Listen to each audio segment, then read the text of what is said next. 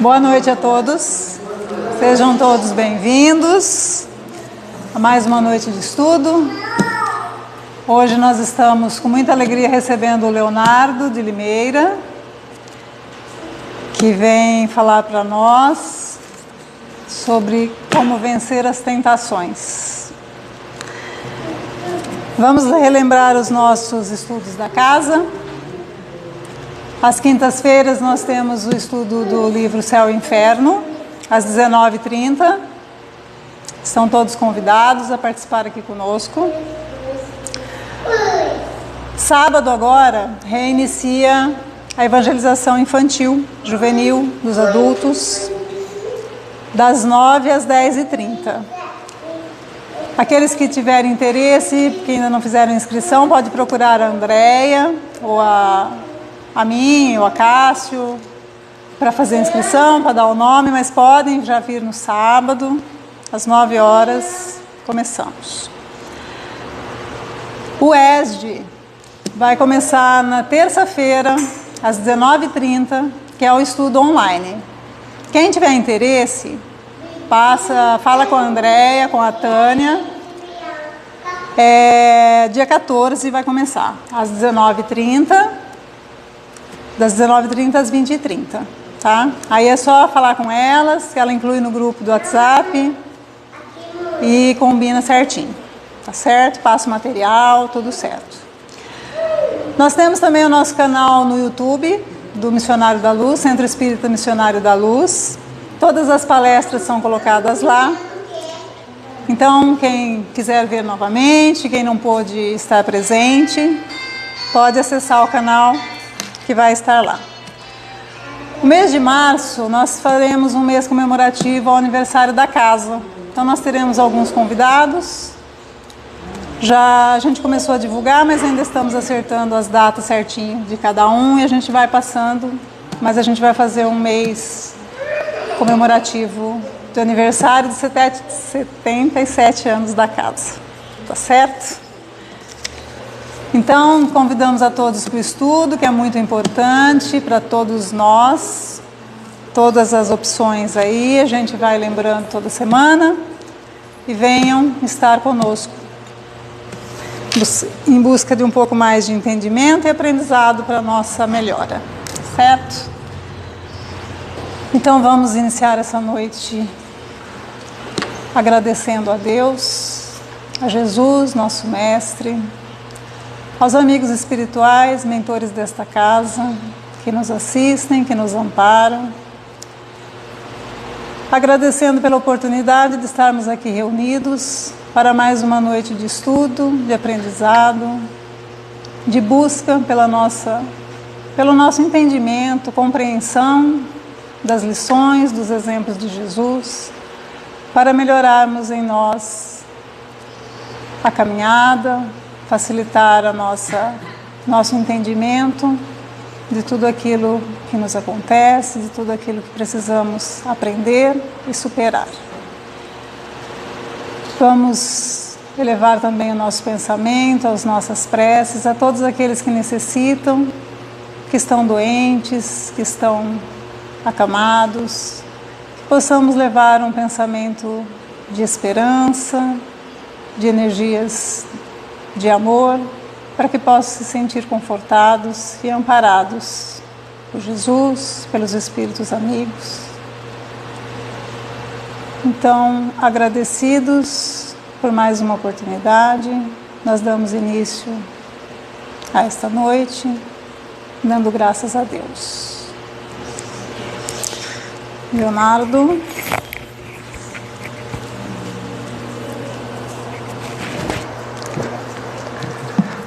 Boa noite a todos. Boa noite. Bom, muita paz, muita alegria aos corações. Sempre muito bom estar aqui nessa cidade, nessa casa, com esses corações que pouco vivemos, mas tanto vivemos, né? Eu creio que nós já tivemos histórias muito fortes no passado, em outras oportunidades, porque aqui me faço muito feliz e obrigado pelo convite. Sempre que tiver, muita alegria aqui estarei. Quando me coloco a falar desse tema, a pensar em vencermos as tentações, primeiro é preciso um olhar mais íntimo dentro de cada um, a extrairmos como nós temos vivido o nosso dia a dia, o que é que tem chamado mais as nossas atenções, o que é que nós temos gastado mais tempo mesmo da nossa experiência na carne e quais são as pedras do caminho que por vezes têm nos desviado de progredir e avançar, uma vez que dentro da própria doutrina espírita nós tanto falamos em avanço, nós tanto falamos em progresso espiritual, tanto falamos em melhora, como falado aqui no início, nos colocamos a estudar e aprender um pouco mais sobre a própria vida e sobre nós mesmos, a pensar qual é o nosso propósito e o que é que tem nos afastado ou nos desviado do caminho reto que nós deveríamos seguir. Por que é que nós não nascemos, encontramos ali uma linha reta que nos leva direto à perfeição? Por que é que nós espíritas olhamos para a vida e entendemos que apenas uma oportunidade na carne seria muito pouco para nós conseguirmos então nos desviar das tentações e chegarmos a esse ponto iluminativo que nós tanto falamos da condição do espírito? Vencer as tentações. O vencer já nos coloca na condição de não estarmos a um ritmo natural da vida, mas a entendermos a necessidade de estarmos constantemente colocando força em alguma coisa, colocando força nessa oportunidade a desviarmos ou a deixarmos de cair nas tentações que por vezes, por anos, por séculos, por encarnações, temos nós tropeçado. É preciso pensar nas tentações como sendo aquelas forças que nos trazem fora do caminho onde nós deveríamos traçar, a pensar quais as escolhas erradas que nós temos feito, que ao invés de chegarmos aonde deveríamos, temos escolhido os caminhos reversos da vida. Quando nós começamos então a falar em tentação, o próprio Pai Nosso nos traz a lembrança do pedido que nós mesmos fazemos a Deus para que nós não caiamos na tentação, para livrar-nos nós do mal, a pensar que a tentação então seria uma condição do mal, de não estarmos em busca do caminho do bem, a não estarmos desenvolvendo as potências naturais que nós como espíritos temos condições de desenvolver. E o livro Pai Nosso, onde a Meimei, querida Meimei, nos fala sobre a oração do Pai Nosso, lá ela vai trabalhar em uma história para a criança, onde vai justamente trazer como tema o problema da tentação. Se buscamos vencer, precisamos compreender qual é o problema da tentação. Será que existe um problema? Será que existe uma causa? Será que os motivos que nos tiram do caminho são forças exteriores ou forças interiores? E Meimei traz para nós então a história de um professor que na própria sala de aula tentava dizer aos alunos que a tentação tentava justamente internamente a cada um, que é tudo aquilo que nós somos tentados porque já trazemos dentro de nós. E às vezes nós olhamos e pensamos que somos nós influenciados pelo meio, a dizer muitas vezes que a carne é fraca, que o meio vai nos colocando força e que nós vamos caindo então às tentações. Mas o professor vai insistir aos alunos de que não, que a tentação busca justamente o ponto mais vulnerável que cada um traz dentro de si, que somente somos tentados por aquilo que nós já conhecemos. E quando nós olhamos para as nossas quedas, será que nós já conhecemos todas elas? Quantas vezes temos repetido elas ou será que é a primeira vez? Porque se todos nós seguimos alguma força, se todos nós estamos a buscar um significado, uma vivência, ao que é que nós temos obedecido? Qual tem sido o caminho escolhido, as decisões, a pensar que desde quando nós nos colocamos a levantar, nós já começamos a pensar, a tomar escolhas. Poderíamos acordar mais cedo, mais tarde, ter levantado? Não. Vindo aqui? Não. Poderia ter comido em tal horário? Não comi. Percebemos que a vida, então, é uma constância onde todos nós somos colocados a escolher e a pensar naquilo que nós escolhemos, mas que por vezes nós não paramos a analisar e seguimos o fluxo como a massa tem nos colocado. E aí vamos dizer que o exterior é justamente aquilo que tem influenciado as nossas quedas. O professor, então, tentando explicar aos alunos que o mote das tentações morava dentro de cada um, ele leva os alunos ao pátio, organiza ali alguns obstáculos e antes de fazer o experimento, oferece a cada aluno uma espiga de milho cru e pergunta qual deles teria interesse ou prazer em experimentar aquela espiga. E os alunos então vão caçoar do professor e dizer que ninguém teria interesse em se alimentar daquela espiga, ainda mais naquela condição. O professor então pede para que o aluno abra um portão e no portão aparece ali um cavalo. E o cavalo, ao observar aquela espiga, ele coloca a derrubar todos os obstáculos, a passar por cima de tudo, até conseguir abocanhar então a espiga tão desejada. O professor olha a reação dos alunos, admirados com aquela situação, e vai dizer: assim também somos nós. Quando buscamos aquilo que nós já conhecemos, passamos por cima de tudo, esquecemos de cumprir as regras, porque o que importa a cada um é buscar aquilo que o chama interiormente. A dizer mais uma vez, que nós só somos tentados por aquilo que nós já conhecemos.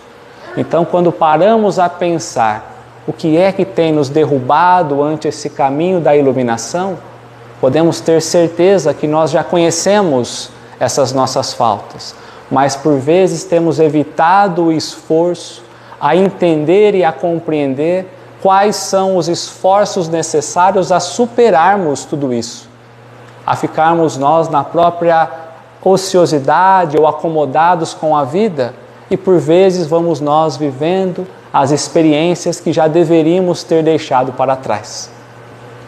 Se nós trazemos na doutrina espírita Jesus como modelo, é preciso que em algum momento nós paremos para entender o que Jesus quis nos ensinar. Ainda estamos a nos fantasiar pelos ensinamentos evangélicos, mas Jesus é aquele que nos convida a aprender com Ele, a não pensarmos ainda que Jesus é aquele que veio destruir uma lei, que era antes de Jesus e depois, e não que há uma continuidade, a pensar que a própria doutrina também é uma continuidade dos ensinamentos.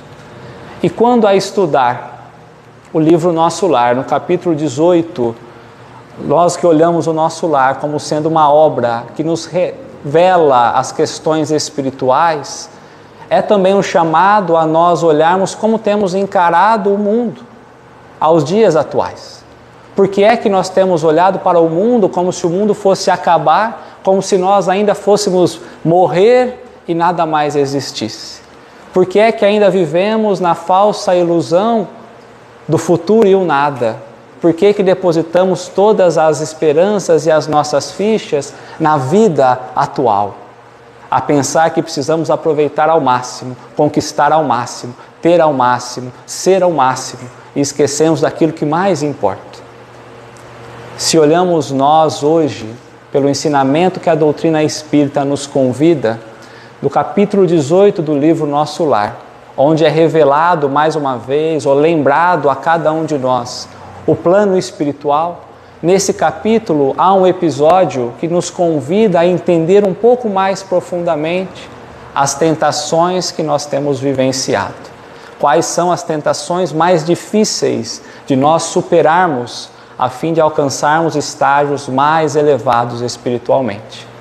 E nesse capítulo, então, a Dona Laura, acabando ali a prece, a oração, ela senta-se à mesa junto com André Luiz, Lísias e outras pessoas, e logo é colocado a eles, então, uma panela ali, uma jarra, com um certo caldo fluídico, como se fosse uma sopa.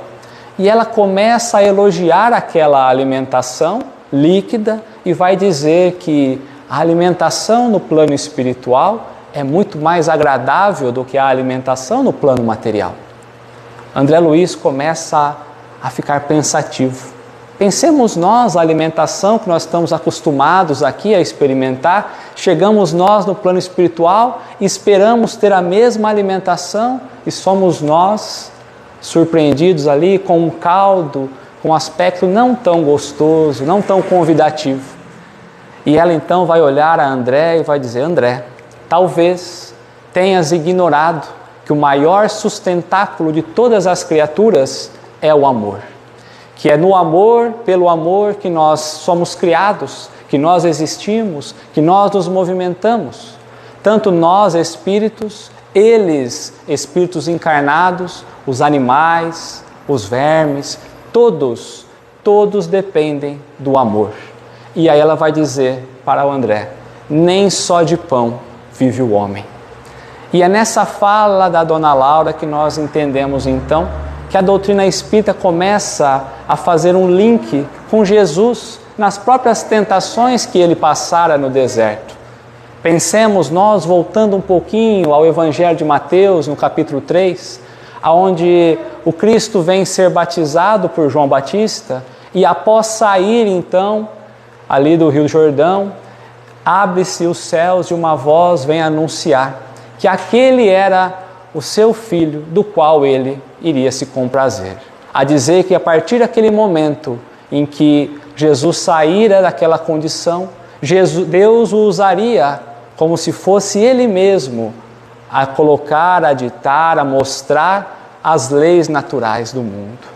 Mas é naquela mesma oportunidade que Jesus é levado então ao deserto para ser tentado. Então nós temos que olhar para Jesus nessa oportunidade e entender se Ele é aquele que nos ensina, porque por vezes queremos copiar Jesus. E aqui a doutrina espírita nos chama como um modelo a olharmos Ele como sendo um manual, um passo a passo, mas a aprendermos. Não a olharmos como o mundo, porque se olharmos apenas Jesus pelo mundo, já percebemos que as condições daquela época é bem diferente da época atual. Jesus também diz, em alguma oportunidade que nós vamos falar, que nem só de pão vive o homem. Mas vamos lembrar que no Antigo Testamento nós também vamos encontrar a mesma citação.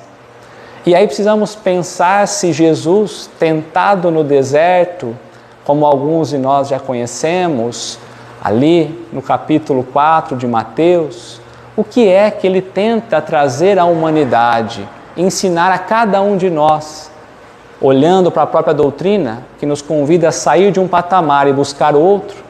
Como será que Jesus nos ensina, uma vez que ele mesmo é levado pelo tentador às forças então do próprio deserto? O que será que nós conseguimos extrair?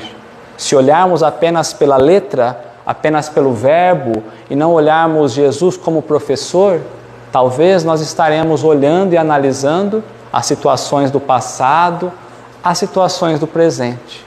Mas Jesus é aquele que nos faz a referência ao Antigo Testamento, na condição de lembrarmos que antes de Jesus vir nos ensinar, nós tínhamos costumes, falhas, equívocos, éramos tentados por alguma coisa.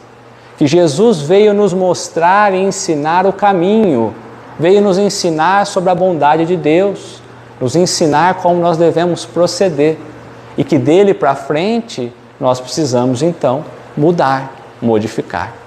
Por isso haverá um momento em que um Consolador prometido será entregue, onde a verdade será apresentada a cada um, porque somente a verdade vai nos libertar.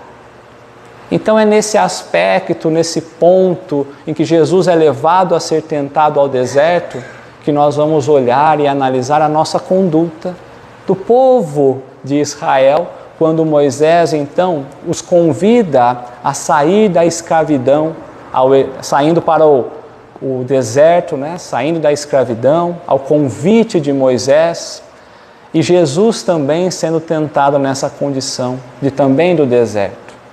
E aí nós vamos pensar que Jesus tentado talvez não seria uma condição verdadeira, mas seria apenas uma daquelas parábolas ou aquelas histórias que Jesus contava para que nós pudéssemos entender o que ele queria dizer.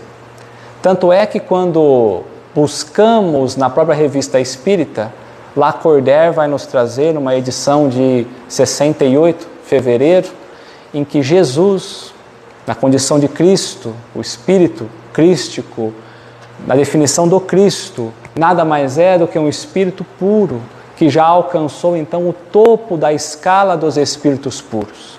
A pensar nós que por vezes, como na escola, nós passamos de ano, mas mesmo estando no ano que nós entramos, nós ainda não conhecemos tudo. Porque por vezes olhamos um Espírito puro e nós não entendemos a condição de Jesus no topo dessa escala.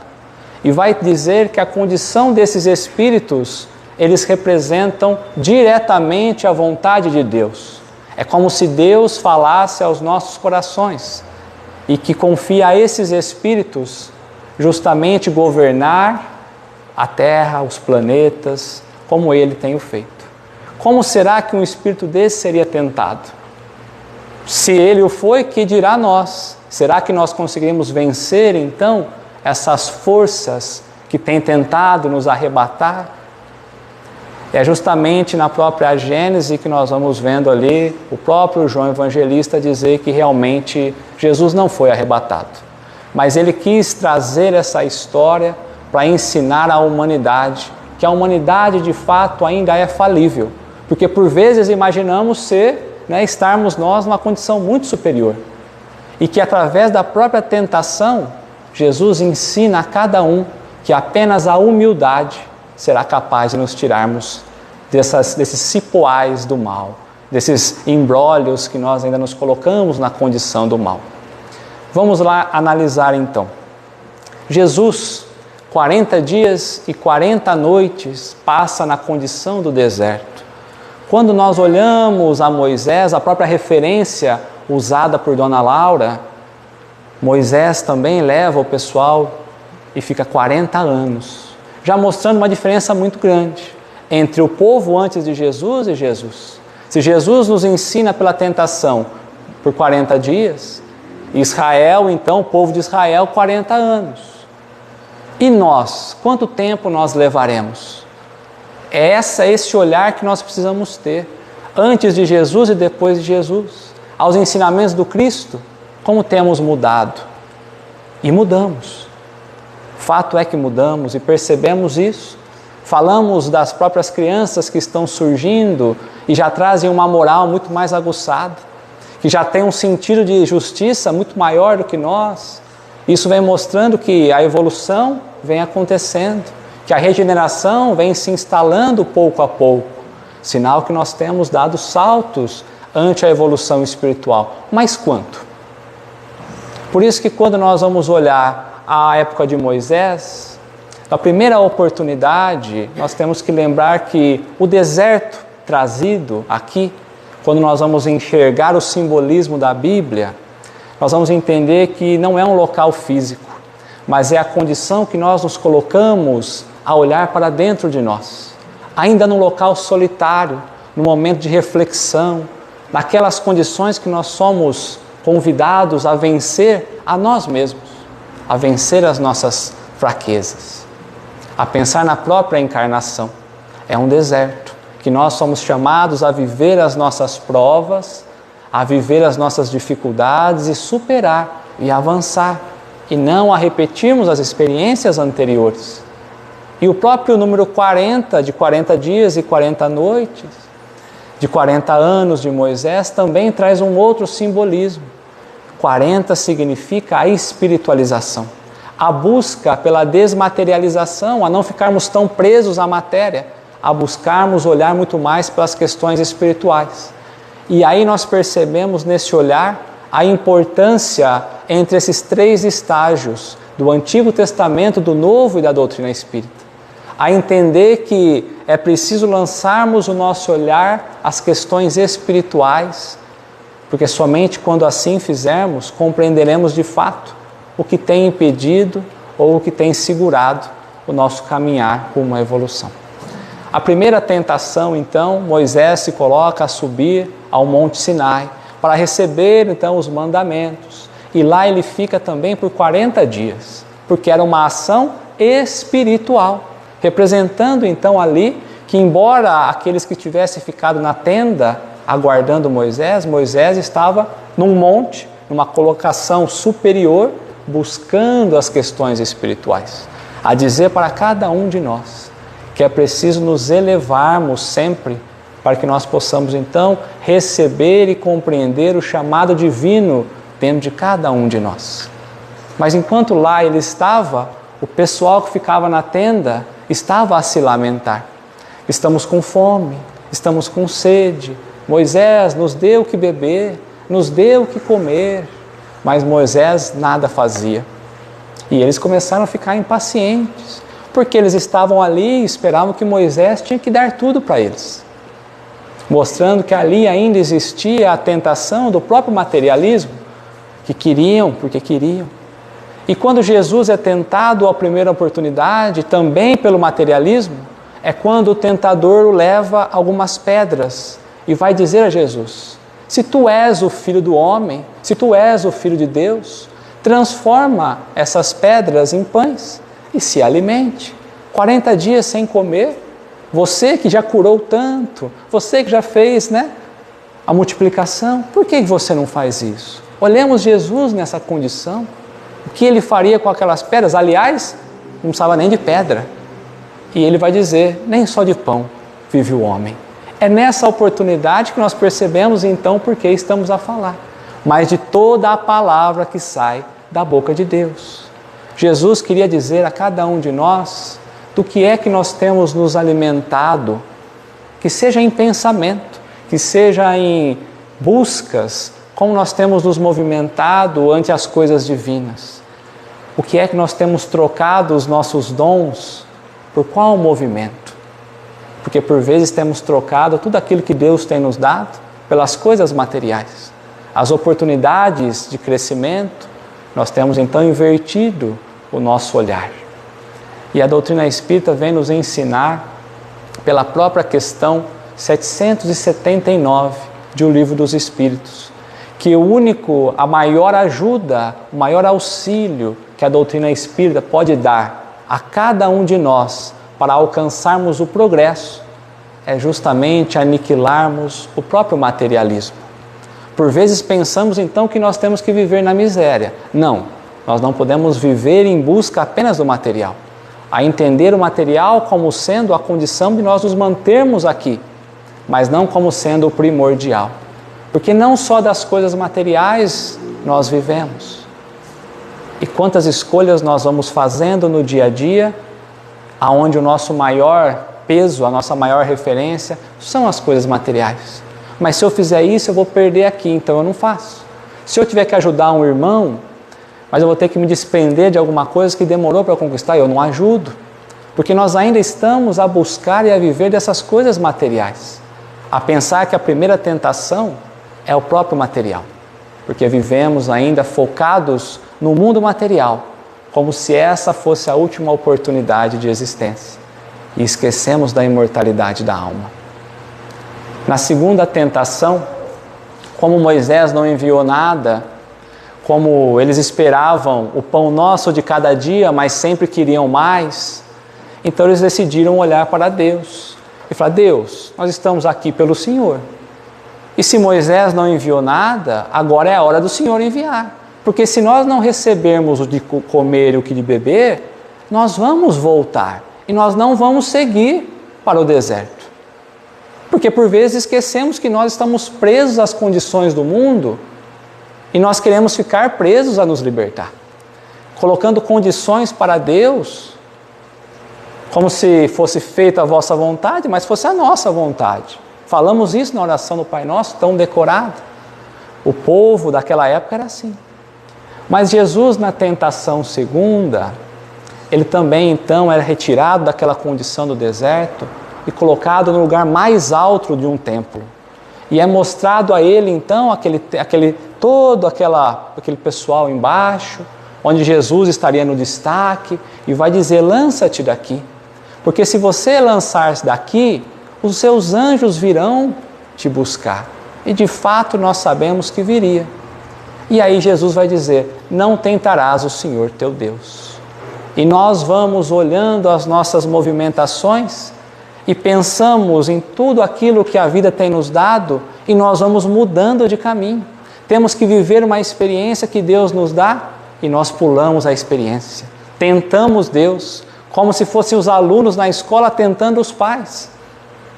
A não aprender, a não estudar, a matar aula, como alunos rebeldes por vezes que somos. E esquecemos que cabe a nós fugir dessa segunda tentação do próprio orgulho da vaidade. Porque queremos estar em condições de destaque e por vezes queremos que não seja feita, que nós não vivamos aquilo que temos que viver, porque nós queremos estar num destaque. E aí nós nos lançamos ao mundo e esperamos que o outro dê a nós o que nós imaginamos merecer. Por isso a questão 117 do Livro dos Espíritos também nos traz: todos os espíritos podem avançar mais ou menos depressa, de acordo com a própria vontade? E a resposta é sim. Todos podem avançar mais ou menos depressa, de acordo com a vontade e a submissão às coisas de Deus. E aí Kardec traz uma nota, dizendo que somos nós como crianças, a olhar duas crianças.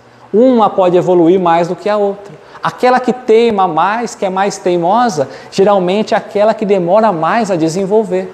Se nós aceitarmos aquilo que Deus tem nos dado, talvez a caminhada fique mais fácil.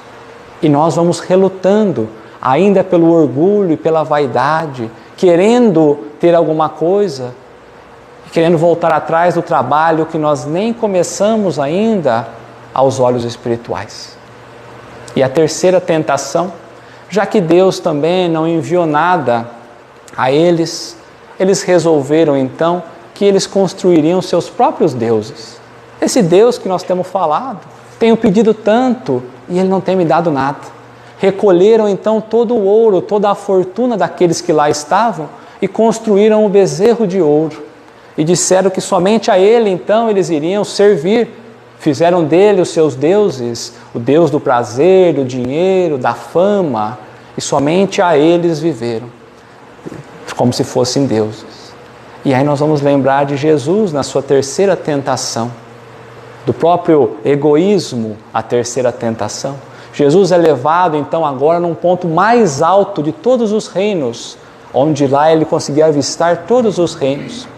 E o tentador diz o seguinte: se você me adorar, todo esse reino será seu. E aí Jesus vai dizer: afasta-te, pois somente a Deus eu amarei e somente a Deus eu servirei. Há um olhar em que nós precisamos pensar ao que é que nós temos amado e ao que é que nós temos servido. Ao nosso movimentar para lá e para cá, qual tem sido o nosso propósito, as nossas buscas, por que é que nós nos movimentamos como nos movimentamos? E a própria questão 913 do Livro dos Espíritos, os Espíritos, Kardec vai questionar então qual tem sido o vício mais radical de todos. Vício é algo que nós temos repetido, aí é um vício. Kardec é preciso na pergunta, porque nos coloca a lembrar que o vício é algo repetido por muitas vezes, não somente nessa encarnação. E aí eles vão dizer para Kardec que o vício mais radical de todos é o egoísmo, porque é o próprio egoísmo que tem nos afastado um do outro, de entender o que somos e o porquê é que aqui estamos. Que quanto mais estamos a viver pelo processo do egoísmo, mais distante nos colocamos a entender esse processo de crescimento espiritual. Percebemos então que Jesus é aquele Espírito que vence todas as tentações, e ao vencer as tentações, vence também o mal. Mas o pessoal de Israel, percebemos que eles caíram em todas as tentações. Mas quando analisamos a própria Bíblia mais uma vez, no seu simbolismo, Israel significa toda a humanidade. A dizer que nós éramos aquele pessoal daquela época, a viver ainda as tentações no dia de hoje. A dizer que Jesus viveu as tentações em 40 dias. E nós estamos a viver até hoje.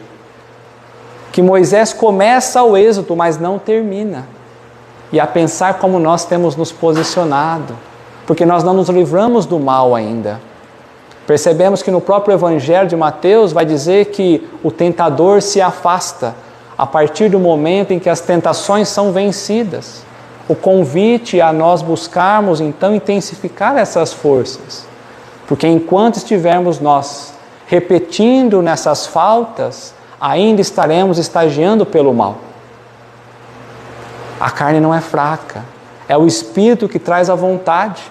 Como o próprio Kardec questiona, todos podem então passar as dificuldades, todos podem superar as dificuldades que são colocadas no caminho? Sim, e por vezes com pouco esforço.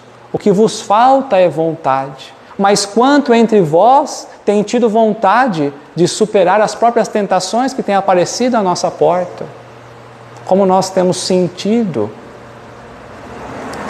o trabalho divino batendo à nossa porta, que a todo instante somos nós chamados a reconhecer Deus em todas as coisas, e temos nós virado os nossos rostos, ainda encantados pelo mundo, ainda encantados em agradar o outro, e esquecendo que precisamos buscar olhar para nós, ao espelho do Cristo, intensificando a nossa marcha. Mas aí vamos olhar então em Contos e Apólogos, onde Humberto de Campos nos convida a uma reflexão ainda mais profunda. Porque se naquela terceira tentação Jesus afasta o tentador, Jesus então é colocado a passar por um processo que muitos de nós enxergamos como um processo de dor, que é o processo da crucificação, onde nós olhamos Jesus e imaginamos o sofrimento necessário para podermos crescer, e talvez por isso nós desistimos. Mas nós temos que lembrar que a morte do Cristo não foi a lição, é a vida. Quando nós olhamos a perspectiva de Deus, aquela era uma mensagem importante para plantar no seio da terra o Evangelho divino. Por isso foi necessário tanto esforço e sofrimento, mas a nós não precisaremos passar por isso. Já estamos numa condição mais leve das próprias provas que nós mesmos somos chamados. Mas Humberto de Campos vai trazer como título o capítulo 26 de Contos e Apólogos, a última tentação, aonde Jesus passa pelo processo da crucificação, aonde nós devemos aprender com a própria crucificação o que Jesus tanto quer nos ensinar. Se ele já havia se desenrolado de todo o mal, por que é que necessitava passar por aquilo? E vai dizer que naquele processo ele estava solitário, olhando para todos e tentando identificar ali a face de algum conhecido, algum daqueles que ele tinha dividido experiências, dividido ensinamento, que ele havia beijado, lavado os pés, abraçado, tirado da má vida, mas que olhava pela multidão e não encontrava ninguém. O coração começava a sentir ali uma certa tristeza, por entender que os companheiros ainda não tinham entendido o propósito de tudo aquilo. Eis que ele vê então um rosto conhecido saindo da multidão e vem ao seu encontro. Era mais uma vez o espírito do tentador, que o tentaria mais uma vez, dizendo para que ele olhasse então mais uma vez e tentasse localizar aqueles antigos companheiros e o colocasse na condição de traidores, de fracassados, e que se isso fosse feito, ele sairia daquele momento da cruz e mais uma vez ele seria apresentado como o dono de todo aquele reino. E Jesus silencia, olhando ao alto, a dizer para nós que nos momentos mais difíceis nós queremos depositar a esperança no outro, mas é em nós que temos que buscar a solução. Quando ele se coloca a olhar para cima, é porque é ao alto que nós receberemos a ajuda, ainda que vivendo em sociedade. Se nós não entendermos que o caminhar é nosso, que a cada um segundo as suas obras, é preciso que nós busquemos então a inspiração pela própria oração, a nos conectarmos com Deus, a entender o propósito de cada um, plantado aqui, para poder florescer de fato aonde cada um está. E é olhando ao alto em silêncio que Jesus se coloca então a pensar em todos os amigos que não lá estavam, a pensar primeiro em Simão Pedro, que tinha o então negado, mas o negara não por maldade, porque ele ainda era fraco. Pensando em próprio Judas, que tinha o traído, o trocado, mas que na verdade ele estava iludido com as políticas daquela ocasião, e não por maldade. E foi pensando em cada um, aquele pensamento amoroso a envolver as almas, ainda apavoradas pela situação que ele se colocava. E é nesse momento então que ele, olhando ao alto, vai dizer: Pai, perdoa, porque eles não sabem o que fazem. E é nesse momento então que o tentador desaparece definitivamente. Os céus então se abrem, o chão se abre, e de flores e estrelas é tecido um tapete que o levara então Jesus, mais uma vez, ao trono junto de Deus. Humberto de Campos, vale a pena a leitura do capítulo, pelos detalhes que ele traz. A dizer para nós que, se nós só vencermos as tentações, nesse processo íntimo de nós, mas nós não nos colocarmos a amar, a entender o outro, pouco importa, porque é preciso esforçar a nós mesmos, mas a olhar e a valorizar a conquista que o outro tem feito junto de nós. Por isso, Dona Laura finaliza o capítulo do livro dizendo: meu amigo, o amor é o alimento sublime da alma, o pábulo divino dos nossos corações. Se nós não olharmos para a vida, para a oportunidade da encarnação, como sendo a oportunidade de conquista do sentimento, da elevação espiritual, nós vamos passar nessa encarnação, então, sem ter entendido o propósito maior de cada um de nós. Muito obrigado, meus amigos.